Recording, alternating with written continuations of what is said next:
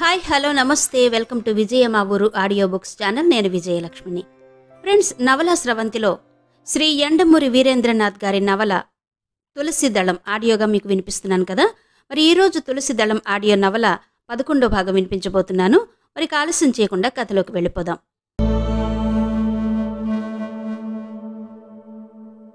ఏదో జరుగుతుంది అన్నాడు కాద్ర. రాత్రి జరిగిన పూజని తలుచుకుని ఎవరో ఏదో చేస్తున్నారు.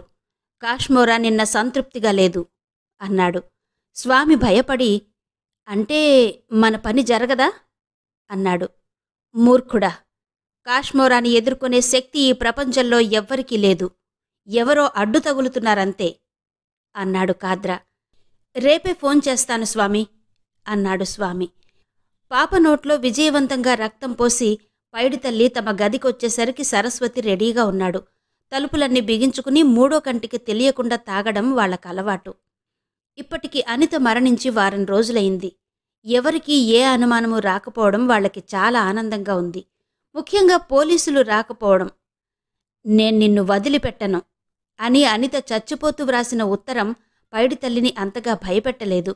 అయితే అతడిలో ఏమూలో కొద్దిగా అనుమానం మాత్రం కలిగింది. ఆ అనుమానంతోనే అతడు ఎవరూ చూడకుండా అనిత గదిలో ప్రవేశించి ఆమె నోట్బుక్స్ పరీక్షించాడు. అందులో గుండ్రంగా ముత్యాల్లా ఉన్న అక్షరాలకి తనకు వచ్చిన ఉత్తరంలో ఉన్న అక్షరాలకి ఏమాత్రం సంబంధం లేదు. అయితే ఆమె చనిపోయే ముందు కసితో వేదనతో పగతో వ్రాయబట్టి ఆ అక్షరాలు అలా తొందరలో వ్రాసి ఉన్నట్టు ఉండి ఉంటాయని అనుకున్నాడు. నవ్వుకున్నాడు కూడా.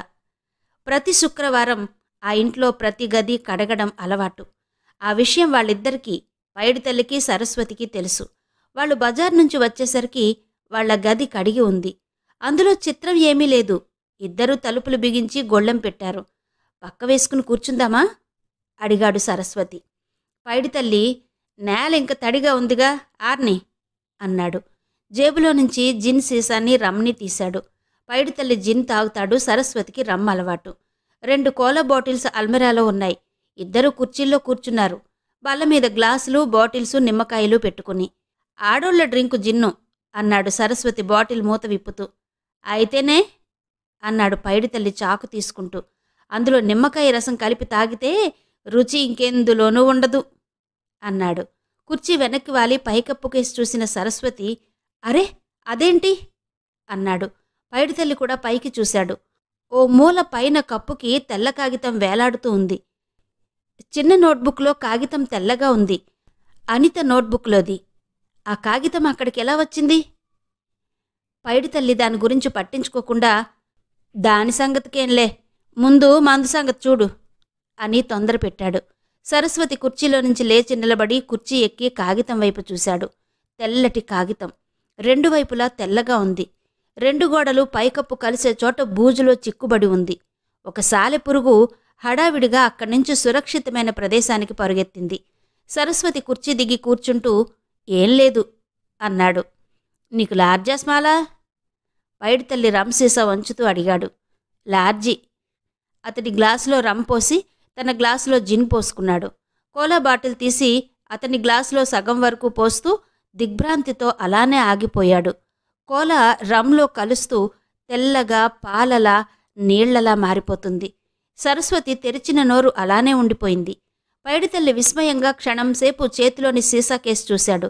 తర్వాత మూలకి విసిరేస్తూ, కొత్త స్టాకు రావడం మానేసిన తర్వాత కల్తీలు ఎక్కువైపోయినాయి అన్నాడు. సరస్వతి మాట్లాడలేదు. దాంట్లో కల్తీ ఉంటే ఉండొచ్చుగాక, కానీ రంగు ఎలా మారుతుంది, అందులోనూ అకస్మాత్తుగా? నీళ్లతో కొట్టేస్తావా, లేకపోతే నాతో పాటు జిన్ తీసుకుంటావా పైడితల్లి అడిగాడు. నేను జిన్నే. గ్లాసులో తెల్లటి ద్రవం పారబోసి రెంటిలోనూ జిన్ వేశాడు. నిమ్మకాయని బొటనవేలు చూపుడు వేలుల మధ్య పట్టుకుని చాకుతో కొయ్యసాగాడు. నిమ్మకాయ రసం చిప్పిల్లి 2-3 చుక్కలు ధారగా నేలమీదకు పడుతున్నాయి. సరస్వతి నోట్లో నుంచి కెవ్వుమని చిన్న కేక. నిమ్మకాయలో నుంచి రక్తం కారుతోంది. ఒక్కో చుక్క ధారగా. ఎంతో ధైర్యవంతుడైన పైడితల్లి కూడా క్షణంపాటు వణికాడు. చేతిలో నిమ్మకాయ మామూలుగానే ఉంది, బజార్లో కొన్నది. వదిలేయ్ అన్నాడు సరస్వతి. పైడితల్లి కూడా అర్థం కానట్టు చూశాడు. దన్నొదిలేయ్ వణుకుతున్న కంఠంతో భయంగా అన్నాడు సరస్వతి. అప్రయత్నంగా పైడితల్లి చేతిలోని నిమ్మకాయని జారవిడిచాడు. కడిగిన గచ్చుమీద ఎర్రగా రక్తం చుక్కలు. ఎంతటి ధైర్యవంతుడి మనసైనా గగురుపాటు చెందేలా భయంకరంగా ఉన్నాయి. ఇదంతా దెయ్యం పనేనా? అన్నాడు సరస్వతి. నోర్ముయ్ అన్నాడు పైడితల్లి. దెయ్యం లేదు, భూతం లేదు. అతడి మాట పూర్తి కాకుండానే గోడమీద ఉన్న నిలువెత్తు ఫోటో పెద్ద శబ్దం చేస్తూ ధన్మని పడిపోయింది. ఆ ధ్వని గది గోడల మీద 2 సార్లు ప్రతిధ్వనయింది. చాలా పెద్ద శబ్దం, ఒళ్ళు జలధరింపచేసే శబ్దం. ఆ తరువాత అంతకన్నా భయంకరమైన నిశ్శబ్దం. నిజానికి శబ్దం కన్నా నిశ్శబ్దం భయంకరమైనది. ఆ నిశ్శబ్దమైన గదిలో 2 ప్రేతాత్మల్లా కూర్చుని ఉన్నారు.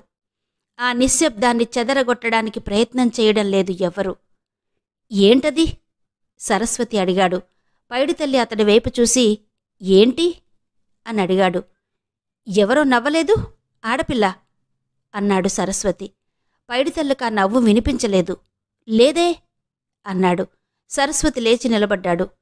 నేను వెళ్ళిపోతాను ఇక్కడ్నించి, నేను ఈ గదిలో ఉండలేను అన్నాడు. అతని మొహం తెల్లగా పాలిపోయి ఉంది. ఎన్నో ఘాతుకాల్ని నవ్వుతూ చూసిన అతడి కళ్ళిప్పుడు బెదురుతున్నాయి. నిశ్చయంగా ఎవరో ఆడపిల్ల నవ్వింది. అనితే అనితే అంటున్నాడతడు. అతడి చేతులు కూర్చీ కోడిని గట్టిగా పట్టుకున్నాయి. దాన్ని ఆసరాగా తీసుకుని నిలబడి సరిగ్గా ఉండడానికి ప్రయత్నం చేస్తున్నాడు. వెళ్ళిపోవాలి, వెళ్ళిపోవాలి, వెళ్ళిపో. అతడి స్వరం ఆగిపోయింది. పైడితల్లి అతడి గొంతుని 2 చేతులతో పట్టుకున్నాడు. ఎక్కడికి వెళ్ళటం? మన పని అయ్యే వరకు ఎక్కడికి వెళ్ళం, అర్థమైందా? ఒక అన్నితే కాదు, 1000 దెయ్యాలొచ్చినా మనల్నేం చేయలేవు. ఇంకెంత? 2 రోజులు. జాగ్రత్త, నీ పనిలో ఎక్కడ లోపమొచ్చినా ఆ దెయ్యం కాదు, నేను చంపుతాను నిన్ను. ఆ క్షణం అతడి కళ్లలో కనబడిన ఎర్రటి జీరలు చూసి సరస్వతే భయపడ్డాడు. సరే అన్నాడు హీనమైన కంఠంతో. పైడితల్లి అతడిని వదిలిపెట్టాడు. కొంచెం సేపటికి సరస్వతి నిద్రపోయాడు. పైడితల్లికి మాత్రం నిద్ర పట్టలేదు. సరస్వతి సన్నటి గురక భయంకరంగా వినబడుతుంది ఆ నిశ్శబ్దంలో. పైడితల్లి ఆలోచనలు మాత్రం పరిపరి విధాల సాగుతున్నాయి. నిమ్మకాయలో నుంచి ఎర్రగా కారిన రక్తపు చుక్కలు కళ్ల ముందు కదలాడుతున్నాయి. అకస్మాత్తుగా ఫోటో ఎలా పడింది? అన్నిటికన్నా ముఖ్యంగా తనకు వినబడిని నవ్వు సరస్వతికి ఎలా వినబడింది? వీటన్నిటినీ క్రోడీకరిస్తే దెయ్యాలున్నాయా? లేవు అనుకున్నాడతడు. అయినా ఆలోచనలు తెగలేదు. నిద్ర పట్టడం లేదు. దూరంగా ఎక్కడో 1 గంట కొట్టిన చప్పుడు. ప్రపంచమంతా నిద్రలో మునిగి ఉంది. సృష్టి నిశ్శబ్దంలో విశ్రాంతి తీసుకుంటున్నట్టు ఉంది. చిన్న గాలి తెమ్మెర కిటికీ తెరని కదిల్చింది. సన్నటి చప్పుడు, అని రంధ్రం నుంచి గాలి వెళుతున్న చప్పుడు. చెట్టు కొమ్మల మధ్య నుంచి ప్రకంపనం. దెయ్యాలు గాలి రూపంలో ఉంటాయా అనుకున్నాడు పైడితల్లి. అనుకుంటూ తల విదిలించాడు. ఏంటి రాత్రి? ఈ దెయ్యం ఆలోచన తనని వదిలిపోదా? పక్కనుంచి వెల్లకిలా తిరిగి పడుకున్నాడు. అప్పుడు పడింది అతడి దృష్టి కిటికీ తెరమీద. రెపరెపా కొట్టుకుంటుందది గాలికి. మరి గాలి లోపలికి రాదేం? అంత బలంగా బయట వీస్తున్న గాలి అసలు లోపలికి రావడం లేదే. అతడు పక్కమీది నుంచి లేవబోయాడు. కరెంటు పోయి బెడ్లైట్ ఆరిపోయింది. కాటుకలాంటి చీకటి. అతడలాగే పక్కమీద పడుకుని చీకట్లోకి చూస్తున్నాడు. ఊరంతా పోయినట్టుంది కరెంటు. బయట కూడా చీకటిగా ఉంది. కిటికీలో నుంచి బయట మసక చీకట్లో చెట్లు జుట్టు విరబోసుకున్న దెయ్యాల్లా కనిపిస్తున్నాయి. నెమ్మదిగా ఊగుతున్నాయి. ఉన్నట్టుండి గదంతా చల్లగా మారుతున్నట్టు అనిపించింది అతడికి. ఎక్కడ్నుంచో చల్లటి గాలి రివ్వున వీస్తుంది. తనని చుట్టుముడుతుంది. అంత చలిలోనూ అతడి నుదుటి మీద చెమట పట్టింది. ఒకవైపు గాలి, మరోవైపు చెమట. ఇంతలో ఇంకో చిత్రమైన సంఘటన జరిగింది. ఒక అదృశ్యమైన శరీరం తన మీద పడుకున్నట్టు అనుభూతి కలిగింది. ఐస్ కన్నా చల్లగా ఉందా శరీరం. శరీరం కాదు, గాలి. ఏదో వాయువు బలంగా తనని నొక్కు పెడుతుంది. రక్తం గడ్డకట్టుకుపోయేటంత చలి. అతడు చెయ్యి కదల్చబోయాడు. కదల్లేదు. నరాలు ఎదురు తిరుగుతున్నాయి. ఆ చీకట్లో అతడికేమీ తోచలేదు. నేను మామూలుగానే ఉన్నాను అనుకున్నాడు. మనసు స్వాధీనంలోకి తెచ్చుకోవడానికి ప్రయత్నించాడు. దాంతో అతడి శరీరం మామూలు బలాన్ని కూర్చుకుంది. దీపం వెలిగించడం కోసం లేవబోయాడు. లేస్తూ ఉండగా ఆ గదిలో ఒక చిత్రం జరిగింది. బల్లమీద పెట్టిన అగ్గిపెట్టె బుస్సుమన్న శబ్దంతో దానంతట అదే ఒక్కసారిగా మండిపోసాగింది. అగ్గిపుల్లలు ఒక్కసారిగా మండేసరికి ఆ గది పెద్ద వెలుగుతో నిండిపోయింది. నిలువున అగ్గిపెట్టె కాలిపోవడం చూస్తున్నాడతడు. తన కళ్ళు తననే మోసం చేస్తున్నాయా అన్న దిగ్భ్రాంతితో ఊపిరి పీల్చడం కూడా మర్చిపోయాడు. వెన్నెముక చివరి నుంచి ప్రారంభమైన భయం ఒళ్లంతా పాకింది. వెలుగు కొద్ది కొద్దిగా క్షీణించి పూర్తిగా నిస్తేజమైంది. మళ్లీ దట్టమైన చీకటి. దబ్బన్న చప్పుడుతో అతడు స్పృహ తప్పి విరుచుకుపడిపోయాడు. అప్పుడు రాత్రి 1:30 కావస్తుంది. మేడమీద గదిలో ప్రొఫెసర్ జయదేవ్ ఇంకా మెలకువగానే ఉన్నాడు. నిద్రపోతున్న పాపని చూస్తూ. ఆ ఇంట్లో అప్పుడు ఇంకో వ్యక్తి కూడా మెలకువగానే ఉన్నాడు. అతడు నారాయణరావు. మళ్లీ పైడితల్లికి మెలకువ వచ్చేసరికి తెల్లారిపోయింది.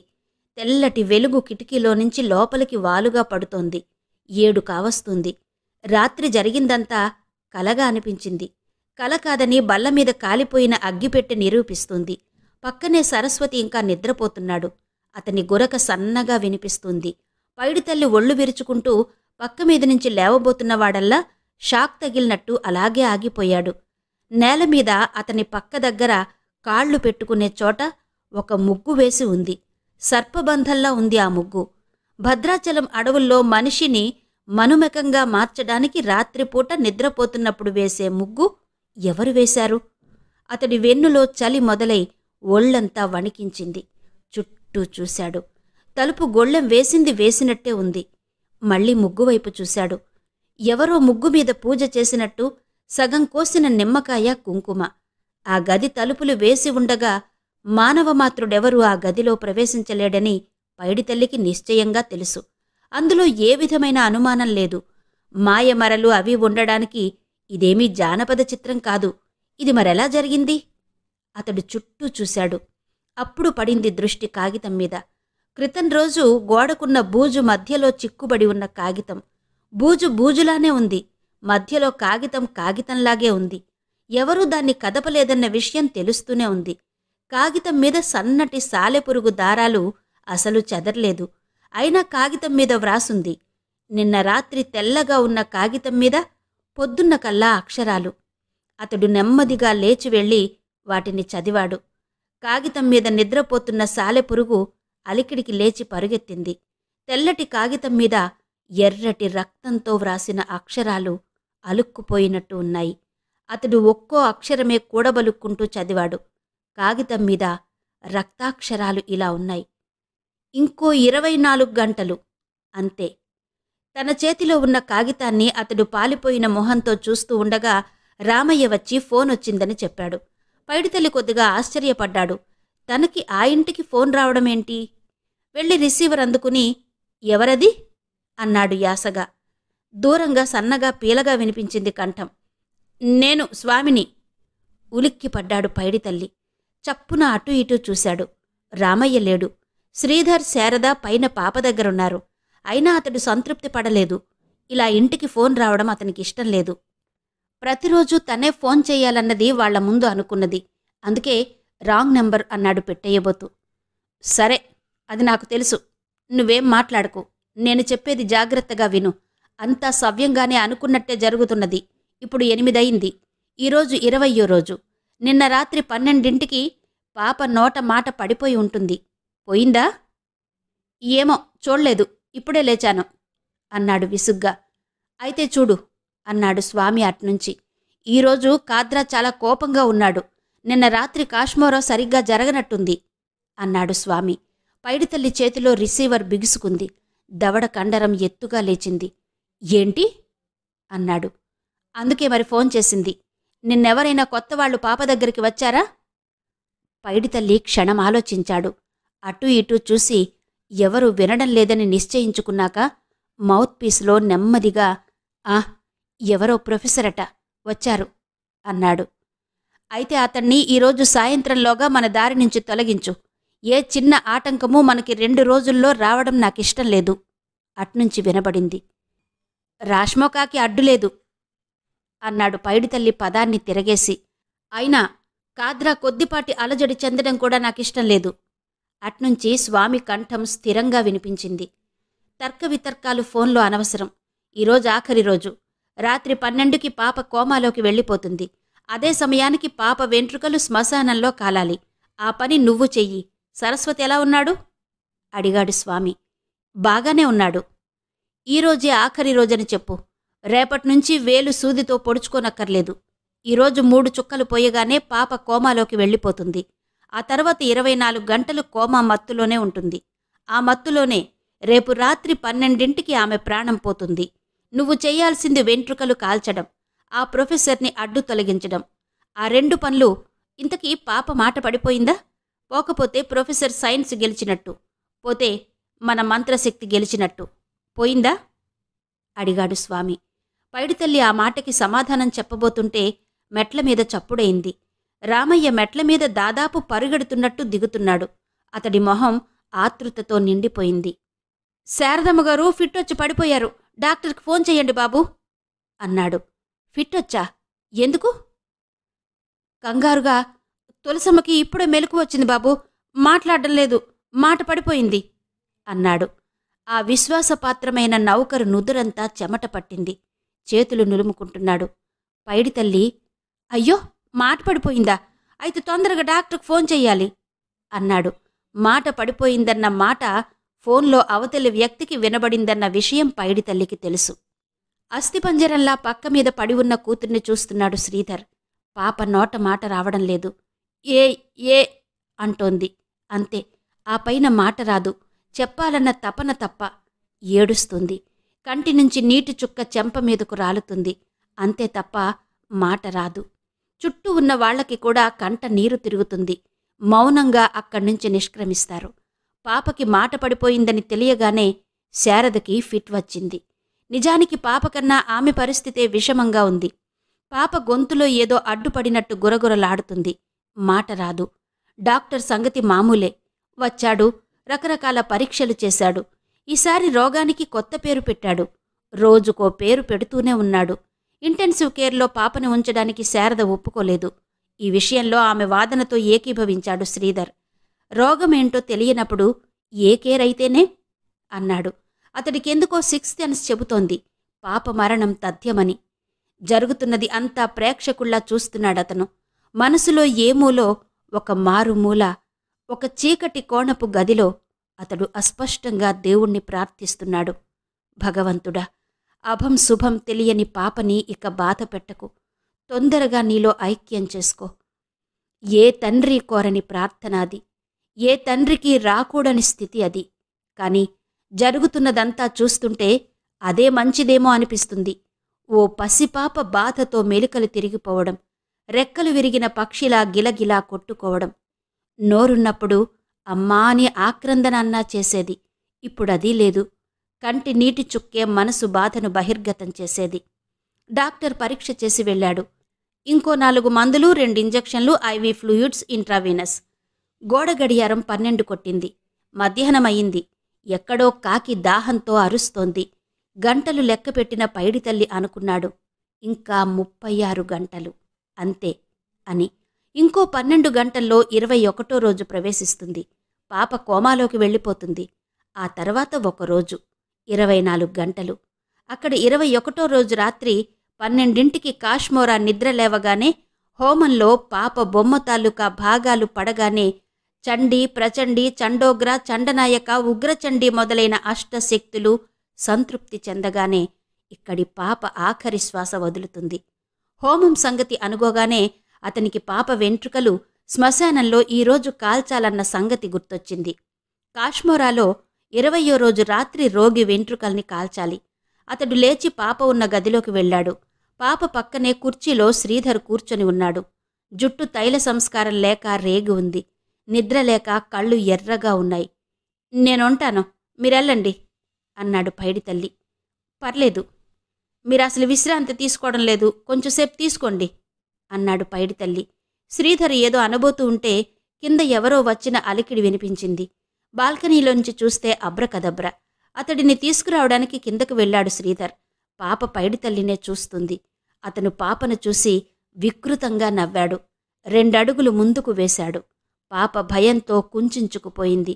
ఎటూ వెళ్లలేని కుందేలు దగ్గరికి తాపీగా వెళ్లే పులిలా పక్క దగ్గరకు వెళ్ళాడు.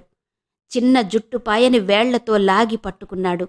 అరచేతి చుట్టూ మెలితిప్పి బలంగా లాగాడు. భూమిలో చెట్టు వేళ్లతో పైకి వచ్చినట్టు వెంట్రుకలు ఊడుతున్నాయి. ఆ బాధకి కెవ్వున అరవవలసిందే. కాని అశక్తతతో బాధగా మూలిగింది. జుట్టుపాయ అతడి చేతిలోకొచ్చింది. 7 వెంట్రుకలున్నాయా లేదా అని లెక్కపెట్టి చూసుకుని సంతృప్తి చెంది లోపల పెట్టుకున్నాడు. కంటి నిండా నీటితో పాప అతడిని చూసింది. ఆమె మాట్లాడలేదని, జరిగింది ఎవరికీ చెప్పలేదని అతడికి తెలుసు. అతడి మొహం మీద క్రూరమైన నవ్వు. బయట వాళ్లు లోపలికొస్తున్నట్టు అలికిడి వినిపించగానే మాయమైంది. వాళ్లు వస్తుంటే నమ్రతగా పక్కకి తొలగి నిలబడ్డాడు. అరక్షణం తర్వాత బయటపడ్డాడు.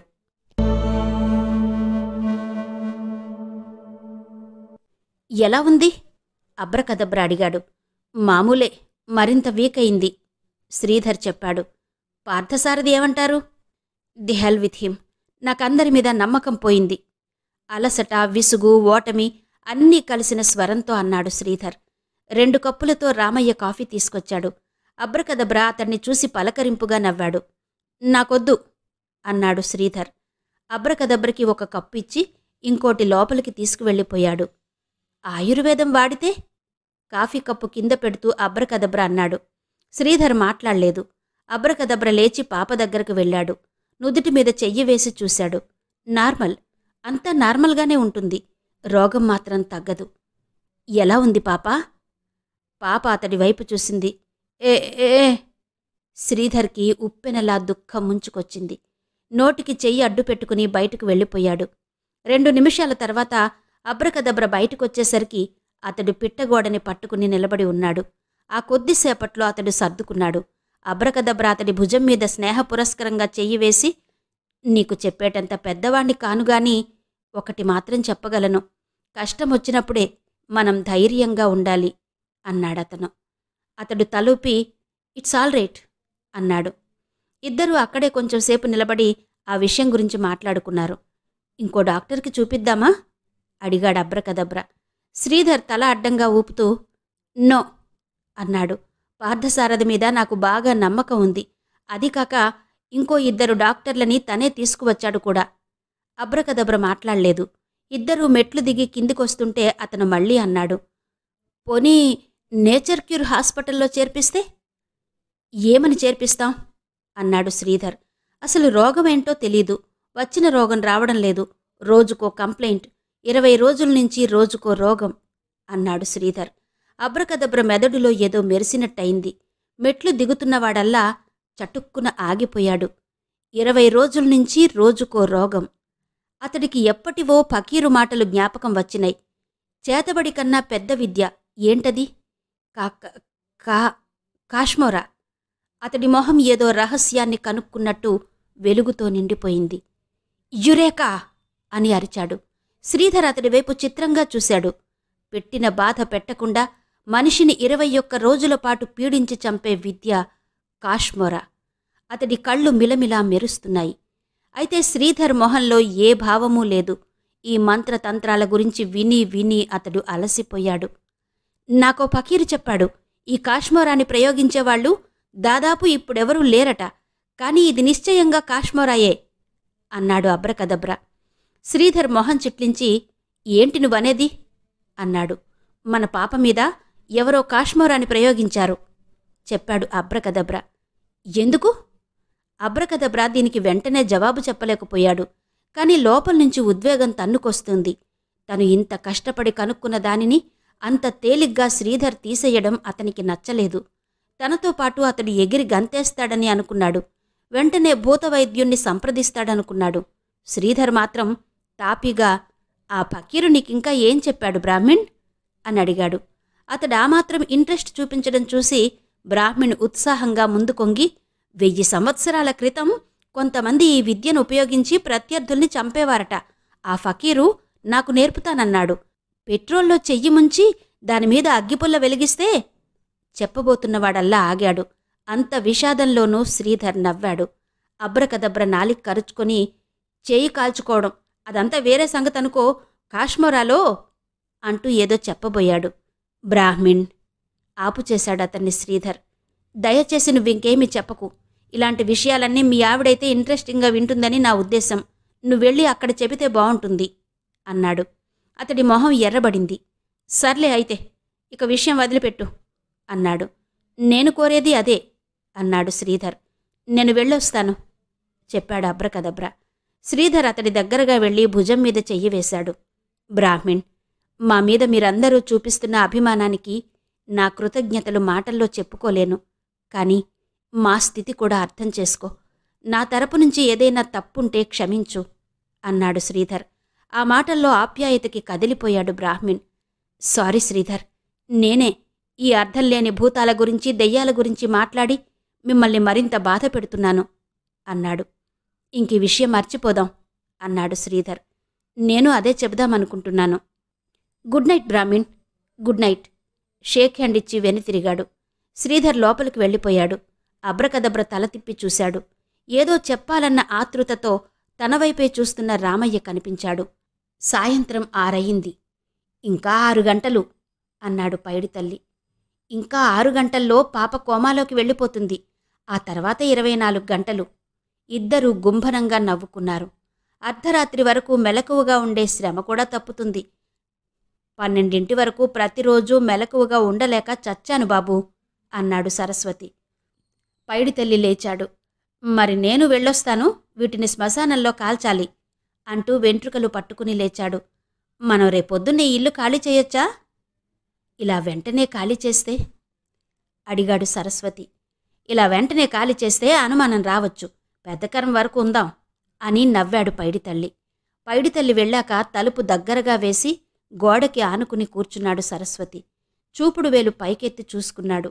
సూది గుచ్చి గుచ్చి తూట్లు పడింది. ఇంకెంత, ఒక్కరోజేగా అనుకున్నాడు.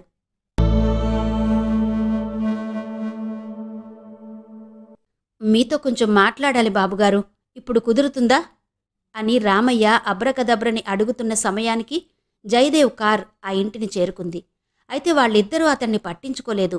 జయదేవ్ లోపలికి వెళ్ళాడు. శ్రీధర్ ఆ సమయానికి ఆస్పత్రిలో ఉన్నాడు. పాపకి 3 చోట్ల ఎక్స్రే తీశారు.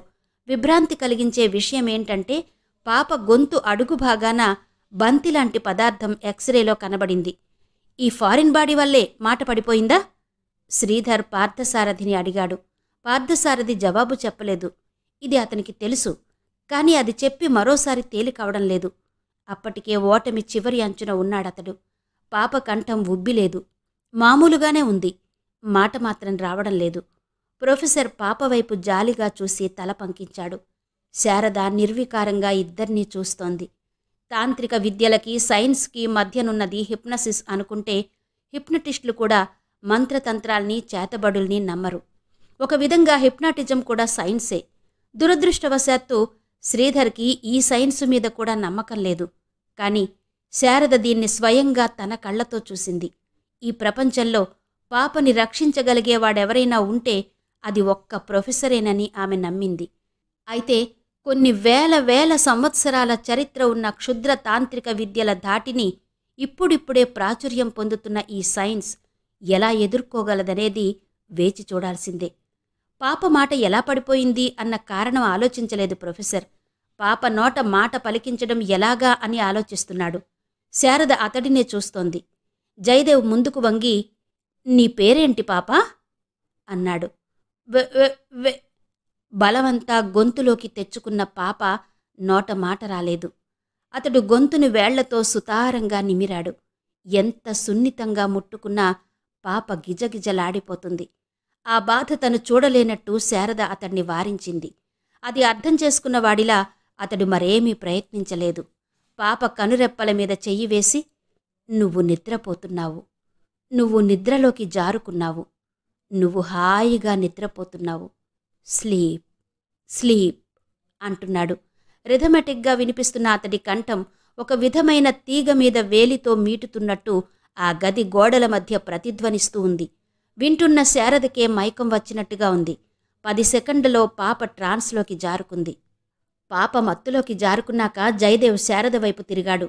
ఎంతసేపయింది మాట పడిపోయి అని అడిగాడు. పొద్దున లేచినప్పట్నుంచి అంది శారద. జయదేవ్ సాలోచనగా పాప వైపు చూశాడు. పాప మెదడు తన మాటల కోసం, తన ఆజ్ఞల కోసం ఎదురు చూస్తూ ఉందని తెలుసు. తనకు తెలిసిన ఒకే విద్యని పాప మీద ప్రయోగించదలుచుకున్నాడతను. అది రిగ్రెషన్. హిప్నాటిజంలో రిగ్రెషన్ అన్నది ఒక అంశం. రిగ్రెషన్ ద్వారా మనిషిని తన గత జీవితంలోకి ప్రవేశింపచేయవచ్చు. వెనక్కి, వెనక్కి, ఇంకా వెనక్కి, ఇలా గతంలోకి తీసుకెళ్లి 50 ఏళ్ల వృద్ధుడిని 7 ఏళ్ల కుర్రవాడిగా చేసి గోళీలాడించవచ్చు. చిన్నతనంలో అతడు మరచిపోయిన ఎన్నో విషయాలని అతడి ద్వారానే వినవచ్చు.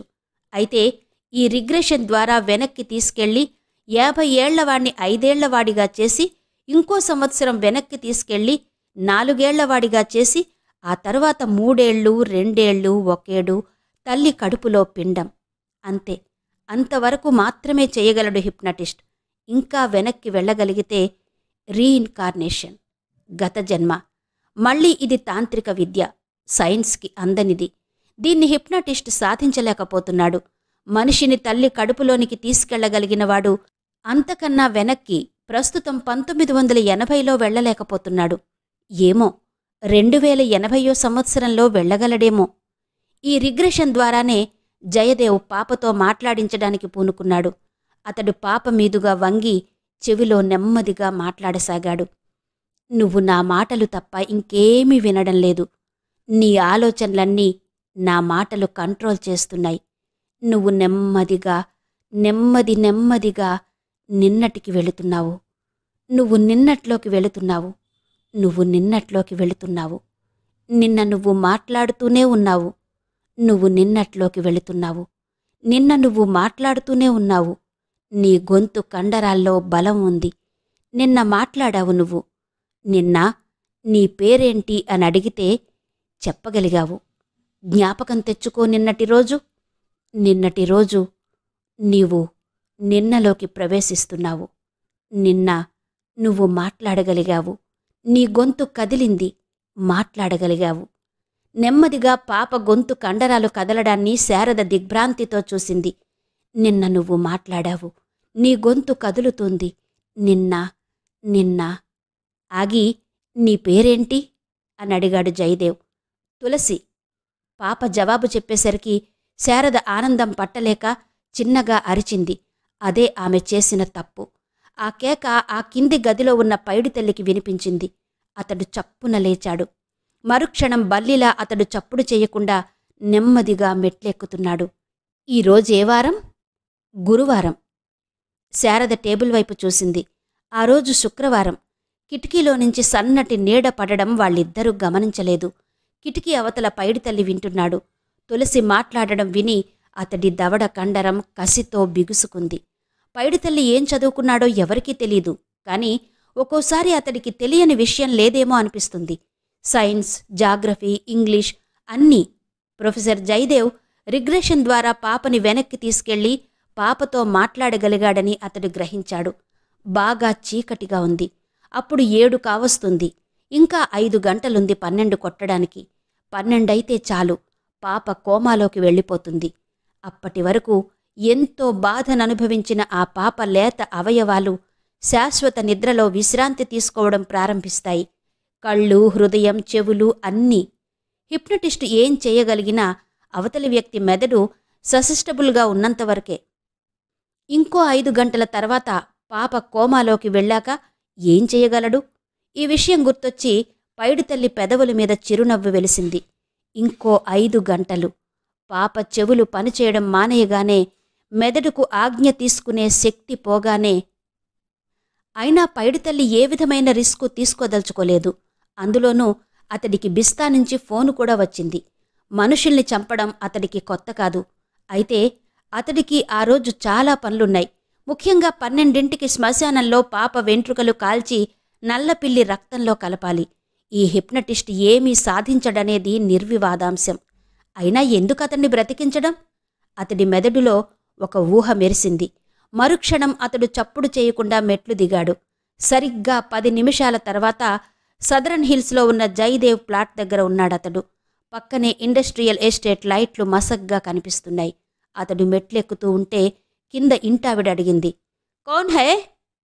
పైడితల్లి ఆగి తడపడకుండా ప్రొఫెసర్ సాబ్కే వాస్తే అని తిరిగి మెట్లెక్కసాగాడు. ప్రొఫెసర్ ఫ్లాట్ వరండా మసక చీకట్లో నిర్మానుష్యంగా ఉంది. ద్వారానికి తాళం కప్ప వేలాడుతూ ఉంది.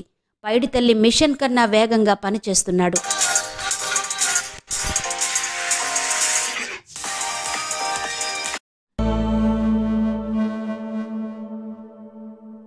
ఇంతవరకు శ్రీ యండమూరి వీరేంద్రనాథ్ గారి నవల తులసీదళం ఆడియో 11వ భాగం విన్నారు కదా. మిగిలిన కథ తరువాతి భాగాల్లో వినిపిస్తాను. అంతవరకు సెలవా మరి. నమస్తే.